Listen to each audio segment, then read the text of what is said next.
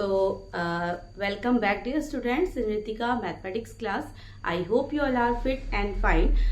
So students, let's continue with the today video, and today we are going to discuss contrapositive and converse statement student. ठीक है, अब last video में हमने पढ़ा था कि इफ और देन यानी कि इम्प्लीकेशंस होते हैं हमारे कंडीशनल जो हमारी कनेक्टिव्स होते हैं स्टूडेंट, उनको हम कहते हैं इम्प्लीकेशंस। आपने पढ़े थे यानी कि वो सेंटेंसेस या वो स्टेटमेंट जिनको हम इफ और देन के यूज से क्या करते हैं, कनेक्ट करते हैं। ठीक है, यानी कि फर्स्ट इफ होगा, देन फिर उसके बाद देन यूज करके हम कनेक्ट करते हैं किसी भी सेंटेंस को, तो उनको हम इम्प्लीकेशंस बोलते हैं, जो मैंने आपको लास्ट वीडियो में बताया था।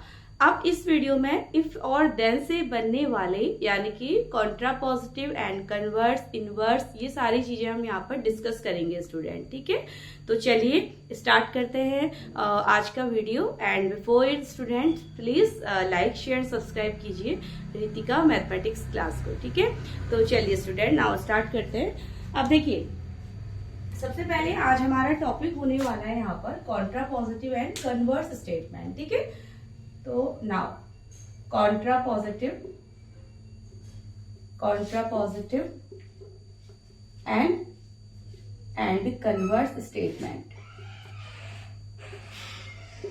contrapositive and converse statement। ठीक है, तो मैं बहुत आपको डिटेल में यहाँ पर और बहुत इजी वे में मैं आपको यहाँ पर बताऊंगी कि contrapositive and converse statement होते क्या है स्टूडेंट। ठीक है, तो अब देखिए, पहले तो इसको समझ लेते हैं ये फॉर्म कहाँ से होते हैं स्टूडेंट। तो ये हमारे जो स्टेटमेंट मिलेंगे वो उन सेंटेंसेस में जिसको हम इफ और देन लगा के कनेक्ट करते हैं, ये वहां पर हमें यानी कि उन स्टेटमेंट्स का हम Contra and converse statement find करते हैं स्टूडेंट। ठीक है, तो लिख लेते हैं इसको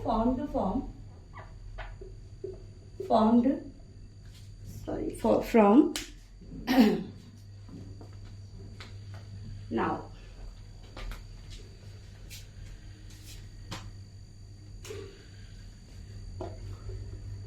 formed from a given statement if or then। ठीक है student, given statement if then, वहां से ये फॉर्म होता है, यानी कि आपको इफ देन स्टेटमेंट में ये फॉर्म होते हैं स्टूडेंट। ठीक है, तो इस पे जो हम पहला पढ़ेंगे, सबसे पहले स्टेटमेंट में बता दूं किस तरीके का होगा। तो स्टेटमेंट होगा एक तरीके का आपका, मैंने केवल कुछ समरी पॉइंट्स उठा दिए हैं। ठीक है, बाकी हम कॉन्ट्रापॉजिटिव एंड कन्वर्स को डिटेल में यहाँ पर डिस्कस करेंगे स्टूडेंट। तो स्टेटमेंट टाइप आपका होगा इफ पी देन क्यू। ठीक है, स्टेटमेंट टाइप, स्टेटमेंट आपका कुछ इस तरीके का होगा जिसमें हम कॉन्ट्रा एंड कन्वर्स पढ़ेंगे। तो इफ पी देन क्यू, और इसको डिनोट किया जाता है स्टूडेंट पी इम्प्लाइज क्यू, इस तरीके के सिंबल के साथ। ठीक है, नाउ सेकंड, अब ये तो मेन स्टेटमेंट जो आपको यानी कि जो दिखेगा, जो आपको दिया जाएगा मेन स्टेटमेंट ये वाला होगा if P then Q type का, और इसको हम ऐसे डिनोट करते हैं मैथमेटिकल स्टूडेंट। ठीक है, नाउ इसके अंदर अब आप इसको कन्वर्स करेंगे तो क्या हो जाएगा, अगर आप इस गिवन यानी कि इफ पी देन क्यू का कन्वर्स आपको क्या मिलता है। ठीक है, यानी कि कन्वर्स स्टेटमेंट का मतलब क्या हो जाता है स्टूडेंट, क्यू और फिर पी।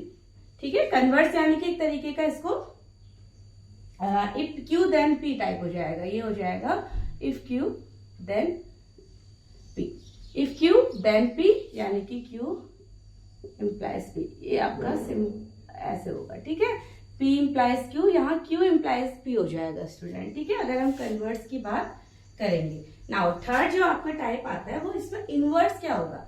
अब कई बच्चे यहाँ पर कंफ्यूज रहते हैं कन्वर्स और इनवर्स के केस में। अब इनवर्स क्या हो जाएगा स्टूडेंट, ये हो जाएगा if not P then not Q. ठीक है, ये हो जाएगा if not P then not Q, इसको हम बोलेंगे इनवर्स। यानी कि मेन स्टेटमेंट जो आपको दिया जाएगा, अगर उसके कन्वर्स की बात करेंगे तो आप क्या करेंगे, क्यू को पहले एंड पी को बाद में कर देते हैं, तो वो तो आपको कन्वर्स मिल जाता है, यानी कि इफ क्यू देन पी। ठीक है, तो क्यू इम्प्लाई पी करेगा। नाउ इनवर्स में क्या हो जाएगा, if not P then not Q, यानी कि नॉट लगा देंगे अगर इनवर्स की बात होगी स्टूडेंट। ठीक है, तो ये हो जाएगा not P then not Q. ठीक है, not P then not Q, and fourth हम जो पढ़ेंगे वो हो जाएगा यहाँ पर कॉन्ट्रा पॉजिटिव। अब कॉन्ट्रा पॉजिटिव क्या होता है? कॉन्ट्रा पॉजिटिव यानी कि not Q, if not Q then not P, ये हो जाएगा if not Q then not P. Inverse का जो नेगेशन यानी कि इनवर्स का को जो हम चेंज कर रहे हैं स्टूडेंट, इनवर्स स्टेटमेंट को, वो कॉन्ट्रा पॉजिटिव हो जाएगा।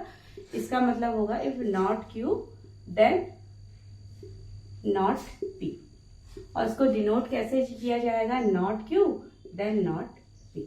ठीक है, तो ये था एक बेसिक सा यहाँ पर थोड़ा सा समरी पॉइंट्स है हमारे, जो हम आगे यहाँ पर डिटेल में कॉन्ट्रा एंड कन्वर्स को समझने के लिए, ये समरी पॉइंट्स भी आपको पता होना चाहिए स्टूडेंट कि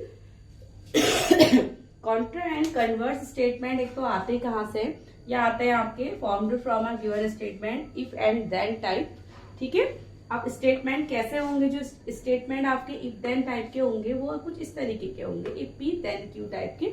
वो मैंने आपको इंट्रोडक्शन वीडियो में पहले बताया हुआ है स्टूडेंट। ठीक है, तो नाउ स्टेटमेंट हो जाएगा इफ पी देन क्यू, इसको हम डिनोट करते हैं कुछ इस तरीके से, पी देन क्यू। ठीक है, नाउ कन्वर्स हो गया इसका, यानी कि मेन स्टेटमेंट का अगर आप कन्वर्स कर रहे हैं यानी कि क्यू पहले और पी बाद में, तो ये हो जाएगा Q then P. Now inverse क्या क्या मतलब हो जाएगा? इनवर्स यानी कि नॉट लगा देंगे, if not P then not Q, तो ये हो जाएगा इनवर्स नॉट पी। ठीक है, पी का ये जो सिंबल होता है ये नेगेशन को डिनोट करता है, तो not P then not Q. Now अगर कॉन्ट्रा की बात की जाए तो if not Q then not P, यानी कि इसको भी आप में इसमें क्यू पहले ले आना है और पी बाद में। ठीक है, तो not Q then not P. तो ये तो बात थी स्टूडेंट बेसिक चीजें हमारी। ठीक है, ये हमारी बात थी यहाँ पर बेसिक जो केवल समरी पॉइंट्स है। नाउ इसमें एक नोट और डाल लीजिएगा, नोट हो जाएगा अगर हमारे स्टेटमेंट ट्रू होते हैं स्टूडेंट, ठीक है, तो कॉन्ट्रा भी क्या होगा उसका? ट्रू ही होता है। If statement is true, if statement is true, if statement is true then its contra positive is also true. If statement is true then its contra positive, then its contra positive is also true. अगर कोई given statement हमारा completely यानी कि उसके जो component statement है P और Q, ठीक है, वो ट्रू होते हैं स्टूडेंट, तो उसका कॉन्ट्रा पॉजिटिव भी क्या हो जाएगा? ट्रू हो जाएगा, क्योंकि आप दोनों तरफ नॉट लगाते हैं तो वो सेम सेंस पे आ जाते हैं। ठीक है, सेम सेंस हो जाता है, तो इसलिए स्टेटमेंट और कॉन्ट्रा स्टेटमेंट हमेशा क्या होते हैं? अगर ये ट्रू है तो ये भी ट्रू हो जाएगा। ठीक है, तो ये एक नोट वाली बात थी, इसको आप प्लीज वीडियो पॉज करके नोट कर लीजिएगा। अगर मैं इसका एग्जाम्पल आपको दूं तो चलिए एग्जाम्पल के साथ एक बार समझ लीजिए मैं क्या यहाँ पर कहना चाह रही हूँ। बाकी तो डिटेल में अभी मैंने आपको ये बताना ही है। तो जैसे एग्जाम्पल मैंने लिया कि if the physical environment is change,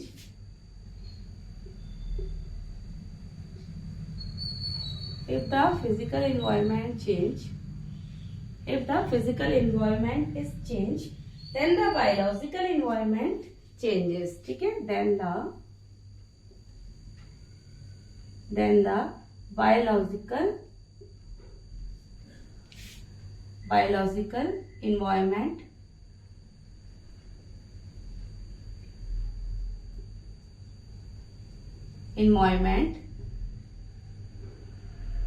it changes। ठीक है, तो ये हमने कॉमन सा मैंने यहाँ पर एक एग्जाम्पल ले लिया। बात ये ट्रू है student, if the physical environment is change then the biological environment is changes. ठीक है, तो changes then the biological environment is changes. अब ये तो था एक स्टेटमेंट। अब आप देखिए स्टेटमेंट है तो इफ और देन की हेल्प से, ये देन है, ठीक है, तो इफ और देन की हेल्प से मुझे एक स्टेटमेंट दिया जा रहा है। अगर मैं इसका ये अगर स्टेटमेंट ट्रू है तो इसका कॉन्ट्रा पॉजिटिव क्या हो जाएगा? कॉन्ट्रा यानी कि इस वाले को अगर हम देखते हैं तो इसका कॉन्ट्रा पॉजिटिव हो जाएगा। देखिए क्यू स्टेटमेंट, देन वाला यानी कि क्यू है कि बायोलॉजिकल एनवायरनमेंट इज चेंजेस, तो ये क्या हो जाएगा था? Biological environment is not changes if the physical environment is not changes. ठीक है, तो नॉट क्यू नॉट पी तो कॉन्ट्रा होगा, और ये बात अगर ट्रू है तो वो भी क्या होगा? ट्रू है कि if the biological environment is not changes then the physical environment is not changes. ठीक है, निगेशन बना रहे हैं तो पहले क्यू का निगेशन हो जाएगा, if the biological environment is not changes, फिर क्यू का negation, then the physical environment is not changes. तो आपने देखा कि अगर ये बात ट्रू थी, ठीक है, ये स्टेटमेंट ट्रू था, तो इसका जो ये एग्जाम्पल मैंने ये स्टेटमेंट ट्रू है तो कॉन्ट्रा भी क्या हो जाएगा, इसका ट्रू हो जाएगा। तो मैं यहाँ पे इसका कॉन्ट्रा भी लिख देती हूँ स्टूडेंट, ताकि आपको ये नोट समझ में आ जाए। ठीक है, तो कॉन्ट्रा पॉजिटिव क्या हो जाएगा इसका, कॉन्ट्रा पॉजिटिव। कॉन्ट्रा पॉजिटिव का मतलब negation Q then negation P. तो निगेशन क्यू, अब क्यू क्या है यहाँ पर, पीछे वाला यानी कि देन के बाद वाला, तो ये हो जाएगा if the biological environment, if the biological environment is not changes,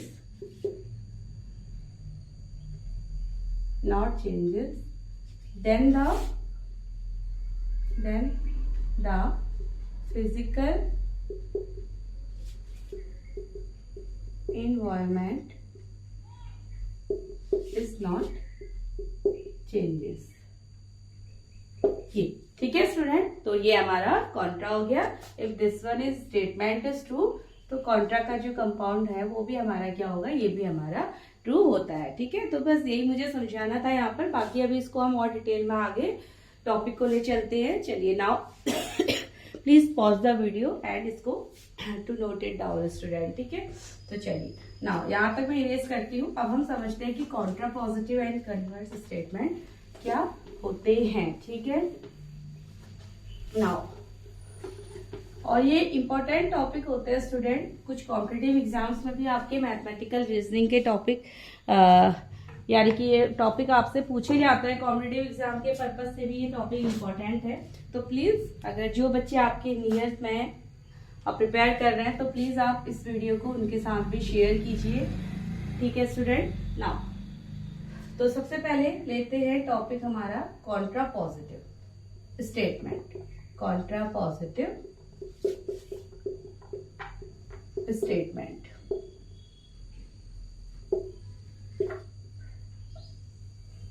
अब कॉन्ट्रा पॉजिटिव स्टेटमेंट क्या होता है स्टूडेंट, इसको लिखते हैं, ये कंडीशनल स्टेटमेंट है।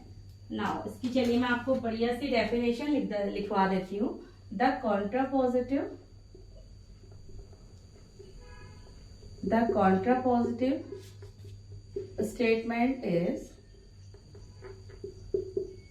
statement is a conditional statement is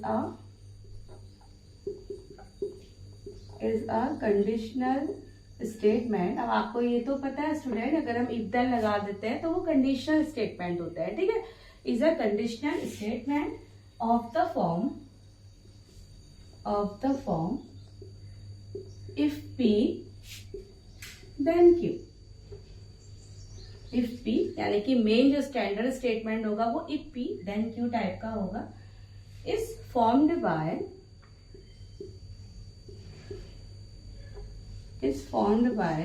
negating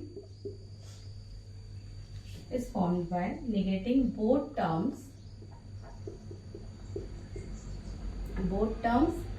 and reversing the direction of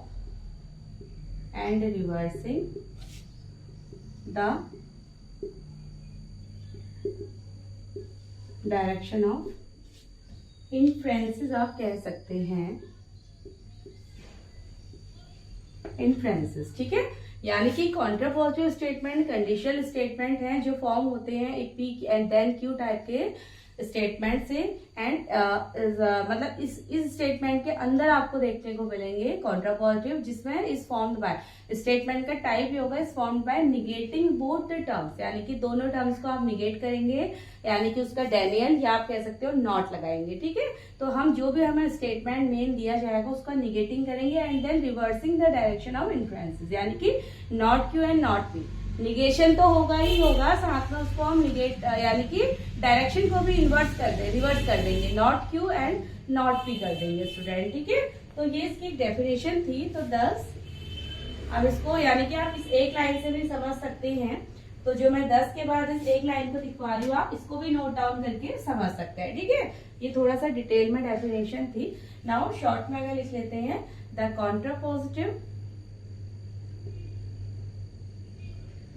contrapositive of the statement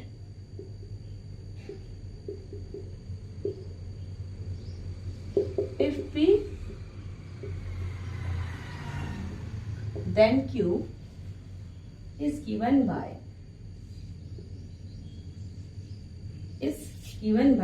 क्या हो जाएगा स्टूडेंट, इफ नॉट या निगेशन ऑफ Q या not Q then negation of P और not P you can say, ठीक है। तो ये जो हमने यहाँ पर ये पूरा स्टेटमेंट डाला है, ये उसको मैंने मैथमेटिकली आपको यहाँ पर समझा दिया है कि statement if P then Q type का होगा और आपको उसका जो कॉन्ट्रा पॉजिटिव होगा वो if not Q then not P type का होता है स्टूडेंट, ठीक है। अब ये है तो ये और ये हमने पहले डिस्कस कर लिया है कि कोई भी statement if P then Q और नॉट Q देन P आपका इक्विवेलेंट होता है, यानी कि ये ट्रू होगा तो उसका कॉन्ट्रा पॉजिटिव भी ट्रू होता है स्टूडेंट, ठीक है। जैसे एग्जांपल ले लेते हैं कॉन्ट्रा पॉजिटिव को समझने के लिए। नाउ लेट एक स्टेटमेंट है यहाँ पर इफ, अब देखिए इफ देन वाला है, तो if a triangle is equilateral, if a triangle is equilateral, if a triangle is equilateral it is isosceles,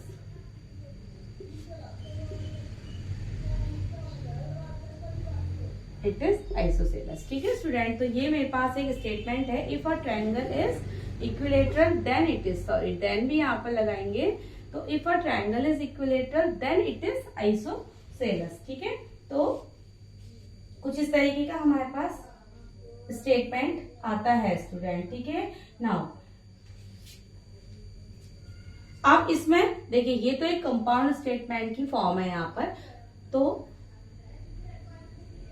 now compound है तो इसमें से मैं अलग अलग पहले सबसे पहले तरीका क्या होता है यहाँ पर मेथड होता है कंपाउंड से आप कंपोनेंट स्टेटमेंट को अलग अलग फाइंड कर लीजिए, ठीक है। तो फर्स्ट कंपोनेंट तो ये फॉर्म है हमारी, it is of the form, it is of the form if P then Q, ये ठीक है स्टूडेंट। तो मैं पूरा आपको यहाँ पर पूरे स्टेप वाइज बता रही हूँ कि कैसे आपको किसी गिवन स्टेटमेंट से कॉन्ट्रा पॉजिटिव स्टेटमेंट बनाना होगा, ठीक है। तो ये तो गिवन स्टेटमेंट और आपने देख लिया कि इफ और देन टाइप का है, तो it is of the form if P then Q type, where Q आपका क्या है स्टूडेंट, लिख लेते हैं हम यहाँ पर वेयर, तो P स्टेटमेंट क्या है हमारे पास, if a triangle is equilateral, ठीक है। P स्टेटमेंट आता है कि if a triangle is equilateral, ठीक है। और Q स्टेटमेंट यानी कि देन के बाद वाला, इसमें दिया है इट इज आइसोसेलस, तो हम लिख लेंगे अ triangle is isosceles, a triangle is isosceles. तो ये P स्टेटमेंट, ये हमारा Q स्टेटमेंट, ठीक है। सॉरी इसमें हो जाएगा a triangle is equilateral, a triangle is equilateral, a triangle is isosceles, इन दोनों को फॉर्म करके हमारा ये कंपाउंड बनाया गया है। तो हमें कंपाउंड दिया, हमने पहले क्या किया, अलग अलग कंपोनेंट स्टेटमेंट ले लिए। अब हम इसका निगेशन Q और निगेशन P देखेंगे स्टूडेंट, ठीक है। तो चलिए मैं यहाँ से इस डेफिनेशन को हटा देती हूँ। तो सबसे पहले कंपाउंड स्टेटमेंट, उसके बाद उसका कंपोनेंट स्टेटमेंट आपको बनाना है। ना अब P आ गया, Q ये आ गया स्टूडेंट, तो अब निगेशन क्या हो जाएगा, नॉट P क्या हो जाएगा इसमें, अ triangle is not an equilateral, यही तो होगा, अ triangle is not an equilateral triangle, ये हो गया निगेशन P। नाउ निगेशन की क्या हो जाएगा, a triangle is not an isosceles, a triangle is not an isosceles, ठीक है student. Not an equilateral, not an I, यानी कि मैंने दोनों का निगेशन बना दिया। कॉन्ट्रा कहता है कि पहले निगेशन Q लिखिए देन निगेशन P लिखिए, तो हम उसी फॉर्म में इसको लिख देंगे स्टूडेंट, ठीक है। तो चलिए पहले तो फाइनली जो कॉन्ट्रा पॉजिटिव स्टेटमेंट बन के हमारा आएगा, तो फाइनली कॉन्ट्रा पॉजिटिव स्टेटमेंट क्या हो जाएगा, निगेशन क्यू। निगेशन क्यू क्या है, a triangle is not an equilateral. ठीक है, इसमें और आप इसमें इफ भी हमें यूज करना है, तो सॉरी इफ भी हमें यूज करना है, क्योंकि जो कॉन्ट्रा बनता है वो इफ देन से ही बनता है। तो if a triangle is not an isosceles then, अब क्यू वाला, क्यू का निगेशन लिख लेंगे, then the triangle is not an equilateral, या ऐसे लिख लेते हैं, then it is not an equilateral, not an equilateral, and this is the final contrapositive statement student. ठीक है, तो ये हो गया फाइनली हमारा जो कॉन्ट्रा स्टेटमेंट कॉन्ट्रा पॉजिटिव बन के आया है, ये हमारा फाइनली। ठीक है, इस वाले स्टेटमेंट का ये हमारा मेन स्टेटमेंट था, और इसका जो कॉन्ट्रा पॉजिटिव स्टेटमेंट ये मेन था, ये मेन स्टेटमेंट था, इसका जो कॉन्ट्रा पॉजिटिव आया वो हमने ये बना दिया। ठीक है, if a triangle is equilateral then it is isosceles. Contra क्या हो गया, if a triangle is not an isosceles then it is not an equilateral triangle student. ठीक है, तो ये मैंने पूरा आपको स्टेप वाइज यहाँ पर समझा दिया है। एक और स्टेटमेंट हम यहाँ पर प्रैक्टिस कर लेते हैं, उसके बाद फिर आप डायरेक्टली अपने स्टेटमेंट को बना सकते हैं। ठीक है, तो मैं प्रॉपर आपको पूरे स्टेप वाइज बता दे रही हूँ कि कैसे आप स्टेटमेंट यहाँ पर फॉर्म करते हैं स्टूडेंट। ठीक है, नाउ जैसे और हम ले लेते हैं, आई गो टू अ बीच, मैंने स्टेटमेंट ले लिया। देखिए उसका बिल्कुल सिंपल हो जाएगा, I go to a beach,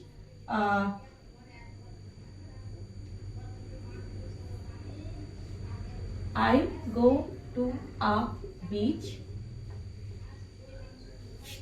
whenever it is a sunny day.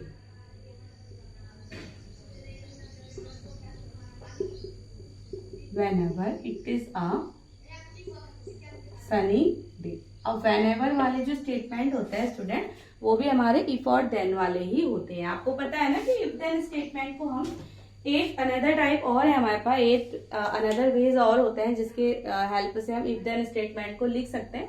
तो वो मैंने आपको पूरा इफ देन वाले वीडियो में बताया हुआ है स्टूडेंट, तो वहां पर आप जाके लिंक देख सकते हैं उसे। तो यहाँ पर व्हेनेवर आ गया है। ठीक है, तो व्हेनेवर भी उसी में से एक टाइप है, यानी कि ये भी हमारा इफ देन में से ही के ही एक टाइप में से लिया गया स्टेटमेंट है स्टूडेंट। ठीक है, तो अब आप ये ना सोचे कि इफ और देन नहीं लगा तो ये वो स्टेटमेंट नहीं है, व्हेनेवर लगाया हुआ है तो ये उसी तरीके का स्टेटमेंट बन जाता है स्टूडेंट। ठीक है, व्हेनेवर यानी कि इफ और देन का ही एक वे है, ये भी है। तो इसमें हो जाएगा it is of the form, it is of the form if P then Q, condition दी जा रही है। ठीक है, I go to beach whenever it is a sunny day. ठीक है, तो ये कंडीशन के साथ बात हो रही, स्टेटमेंट पूरा हो रहा है। तो it is of the form if P then Q, यानी कि कंडीशनल स्टेटमेंट हमारा बन जाता है वेयर। अब इसमें हम लिख भी लेंगे हम दो, क्योंकि कोई भी कंपाउंड स्टेटमेंट दिया जाता है तो वो दो कंपोनेंट स्टेटमेंट से बनाया जाता है स्टूडेंट। ठीक है, तो वेयर हमारे पास P क्या हो जाएगा, P है, देखिए it is a sunny day, it is a sunny day, यानी कि जब सनी डे होता है तब मैं बीच में जाती हूँ। ठीक है, तो it is a sunny day, I go to a beach, क्यों हो जाएगा, I go to a beach. ठीक है, यानी कि ये आप देखेंगे तो एक और इसका टाइप है Q whenever P, Q whenever P, कुछ ये भी आप कह सकते हैं। मतलब if then if P then Q में से जो क्यू वेन एवर पी वाला वे है हमारा लास्ट 8th वे है। ठीक है, तो इसके लिए प्लीज आप एक बार रितिका मैथमेटिक्स क्लास और मेरा ये वाला इसका जो इंट्रोडक्शन वीडियो है स्टूडेंट, वहां पर आप जाके इसे प्लीज चेक कर लीजिएगा। ठीक है, तो इट इज तो क्यू वेन एवर, तो ये क्यू हो गया और पीछे वाला पी हो जाता है। पी है it is a sunny day, Q है आई गो टू अ बीच। तो ये दो कंपोनेंट स्टेटमेंट हमने निकाल लिए यहाँ पर से। नाउ अब इसका निगेशन ले लेंगे स्टूडेंट, तो इस वाले का निगेशन पी क्या हो जाएगा, it is not a sunny day. ठीक है, निगेशन ऑफ पी क्या हो जाएगा, it is not a sunny day, not लगा देंगे निगेशन में, और क्यू हो जाएगा I do not go to a beach, ठीक है, I do not go to a beach, ठीक है। अब जो कॉन्ट्रा पॉजिटिव होता है वो क्या होता है, पहले negation Q then negation P, ऐसे होता है कॉन्ट्रा पॉजिटिव, तो निगेशन क्यू, तो फाइनली जो स्टेटमेंट बनता है वो हो जाएगा निगेशन क्यू, यानी कि if I do not, if के साथ बनेगा, तो if I do not go to a beach then it is not a sunny day, then it is not a sunny day. तो this is the final contrapositive statement student, ठीक है। तो I hope कि आपको ये बहुत अच्छे से, अब यहाँ पर कॉन्ट्रा पॉजिटिव स्टेटमेंट, बस आप बाकी ऐसे एग्जाम्पल आप लेते रहिए, ठीक है। तो ये कॉन्ट्रा पॉजिटिव स्टेटमेंट आपको समझ में आ गया होगा स्टूडेंट। तो चलिए बाकी इसके बाद हम यहाँ पर आते हैं कन्वर्स स्टेटमेंट के ऊपर, ठीक है। अब कन्वर्स क्या है उसको भी हम थोड़ा सा समझ लेते हैं। नाउ चलिए सेकेंड टॉपिक हमारा आता है अभी converse statement. Converse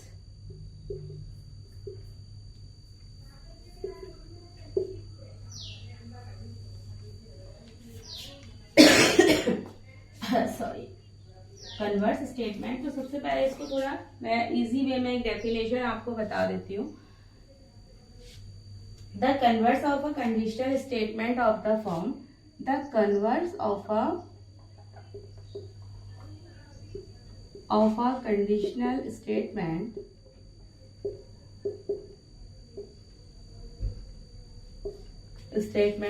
of the form if P then Q, ठीक है। ये भी कंडीशनल स्टेटमेंट ही है, if P then Q type का, is formed by reversing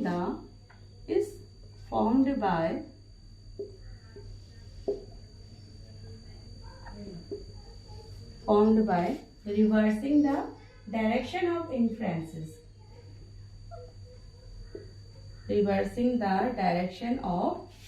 influences, That is, आप कह सकते हैं सिंपल सी एक लाइन में अगर मैं बात बोलूं, the converse of statement,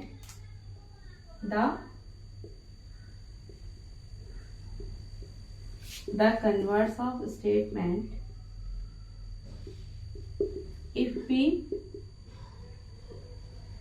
then Q, इसका कन्वर्स क्या हो जाएगा, इफ क्यू देन पी, ठीक है, is given by if Q then P। कोई आपको निगेशन नहीं करना है, ठीक है, निगेशन आपको कुछ नहीं बनाना है यहाँ पर, केवल आपको Q वाले को पहले लिख देना है इफ में, एंड देन P वाले को बाद में लिख देना है, तो वो आपका कन्वर्स स्टेटमेंट बन जाएगा स्टूडेंट, ठीक है। तो बहुत इजी सा ये हमारे पास होता है कन्वर्स, बस आपको Q पहले लिख देना है, P बाद में लिख देना है।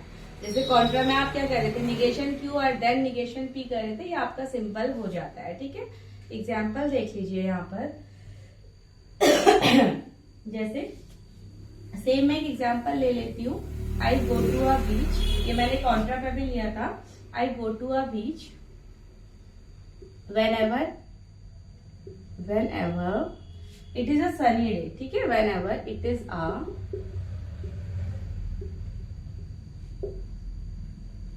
ये मैंने ले लिया student, I go to a beach whenever it is a sunny day। Same example, अब इसका कन्वर्स हम बनाएंगे, तो देख लीजिए क्या हो जाएगा, ठीक है, इसका कन्वर्स हो जाएगा हमारे पास।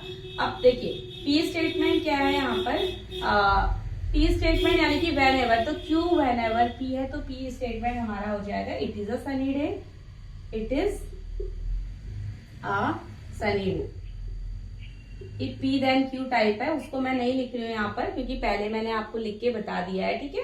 क्यू whenever पी टाइप हमारा यानी कि इफ पी देन क्यू में से ही जो हमारा 8th वाला वेज होता है लिखने के तरीके है ना, वहां पर अलग अलग वेज है बट सेम सेंस पे होता है। तो उसमें से पी क्या है, it is a sunny day,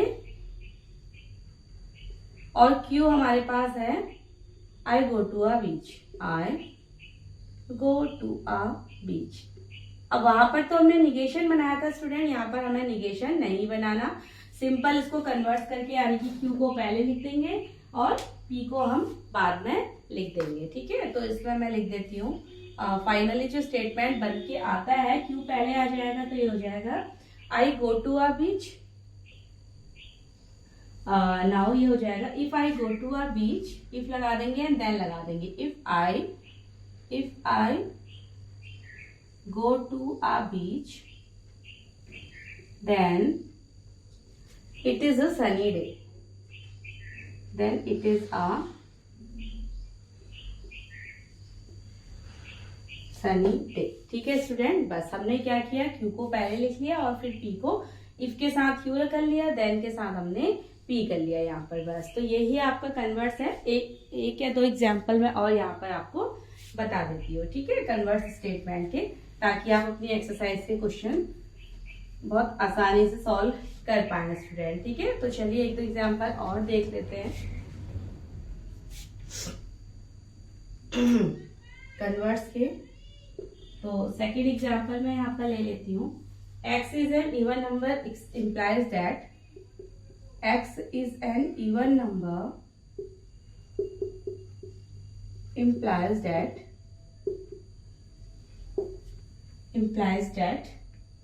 x is divisible by 4, x is divisible by 4। ठीक है स्टूडेंट, तो x is an even number implies that x is divisible by 4, implies that यानी कि ये भी हमारा if p then q है।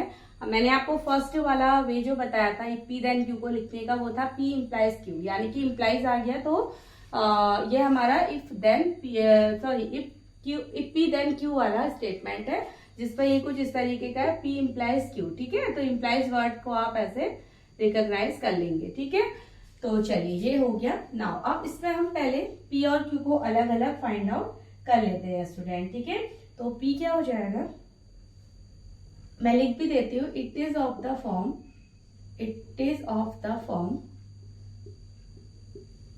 अगर आप स्टूडेंट देखिए, आप प्लीज यहाँ पर कंफ्यूज मत होइएगा। ठीक है, आपको मीन्स ये इम्प्लाइज को मैं पी देन क्यू क्यों कह रही हूँ, इसके लिए आप प्लीज रितिका मैथमेटिक्स क्लास में जाकर के वापस से एक बार मेरे जो मैंने आपको पी देन क्यू का इंट्रोडक्शन वीडियो बनाया है, तो उसको आप एक बार चेक करेंगे तो आपको खुद ही वहां पर जाके खुद ही अंडरस्टैंड हो जाएगा कि इम्प्लाइज वाले भी क्या होते हैं, हमारे पी देन क्यू वाले ही स्टेटमेंट, कंडीशनल स्टेटमेंट होते हैं स्टूडेंट। ठीक है, तो इसीलिए इसके लिए आपको वो वीडियो एक बार चेकआउट करना होगा। ठीक है, now it is of the form P implies Q, where WHERE। ठीक है, वेयर कंपोनेंट स्टेटमेंट को हम यहाँ पर अलग अलग कर लेते हैं। अब इसमें P क्या है हमारे पास, P हो जाएगा x is an even number, यही हो जाएगा P। तो P such that x is an even number, और Q हो जाएगा Q such that x is divisible by 4, x is divisible by 4। ठीक है, तो ये कंपोनेंट स्टेटमेंट हटा लिए हमने, निकाल लिए बाहर। नाउ अब कन्वर्स मतलब Q पहले और P बाद में, तो फाइनल जो कन्वर्स स्टेटमेंट बनेगा स्टूडेंट वो क्या हो जाएगा, so the converse of given statement, converse of given statement is if अब Q पहले लिखा जाता है ना कन्वर्स के केस में, कन्वर्स के केस में ये हो जाता है आपका। ठीक है, तो इफ Q देन P हो जाता है, तो converse if x is divisible by 4, if x is divisible by 4 then it is an even number, then x is an even number, या इट इज भी आप लिख सकते हैं, ठीक है। बस यहाँ पर इफ और देन लगा के हमें स्टेटमेंट को कंप्लीट करना है स्टूडेंट। तो if x is divisible by 4 then x is an even number. तो ये हमारे पास हो गया इसका एक कन्वर्स स्टेटमेंट, ठीक है। नाउ अब ऐसे अब आप खुद से अब आप बाकी इसको कीजिए स्टेटमेंट। एक्सरसाइज है आपकी पूरी जो हमारी 14.4 एक्सरसाइज है एनसीईआरटी की 11th क्लास, तो उसमें आपको इसी तरीके के कन्वर्स ऑफ कॉन्ट्रापर्टिव स्टेटमेंट में चेंज करना है स्टूडेंट, ठीक है। तो चलिए आई होप कि आपको ये चीज समझ में आ गई होगी। इसके बाद हम वैलिडेटिंग रूल्स जो हैं किसी भी स्टेटमेंट के, ठीक है, वो मैं आपको नेक्स्ट वीडियो में डिस्कस करूंगी आपके साथ। So till then bye and take care students.